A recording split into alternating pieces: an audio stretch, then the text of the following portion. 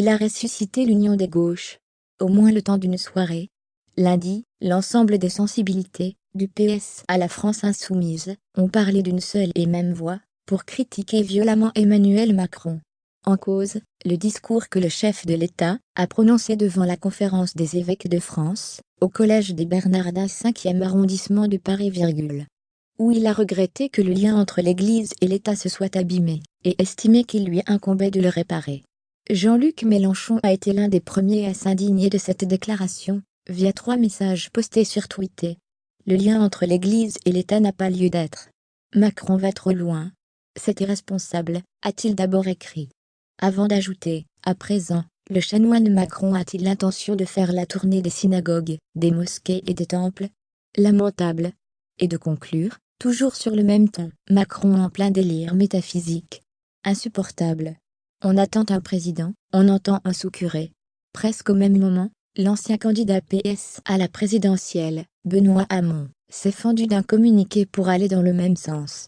Dénonçant un discours profondément contraire aux principes fondamentaux de la laïcité dont le président devrait être le premier garant, le fondateur de Génération S a jugé que cette intervention constitue un affront inédit et dangereux de la part d'un chef de l'État à la loi de 1905 et critiqué une confusion républicaine totale, qui mêle scandaleusement les genres.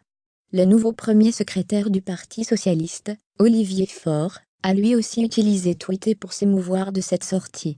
Mais de quoi nous parle-t-on? L'Église catholique n'a jamais été bannie du débat public. Quel lien restaurer avec l'État? En république laïque, aucune foi ne saurait s'imposer à la loi. Toute la loi de 1905.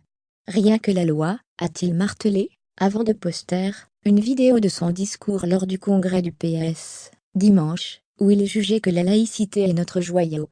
Voilà ce qu'un président devrait défendre, estime-t-il. Au sein de la majorité, les députés sont restés plutôt discrets pour voler au secours du chef de l'État lundi soir. Ça me rappelle la campagne, quand il faisait des sorties incontrôlées, souffle l'un d'entre eux. Seul le député apparenté LaREM Manuel Valls est sorti du bois, sur Twitter, pour se désolidariser des propos d'Emmanuel Macron. La laïcité c'est la France, et elle n'a qu'un seul fondement, la loi de 1905, celle de la séparation des églises et de l'État. La loi de 1905, toute la loi, rien que la loi. Si la droite est restée plutôt discrète, l'extrême droite est également montée au créneau pour critiquer le discours du président.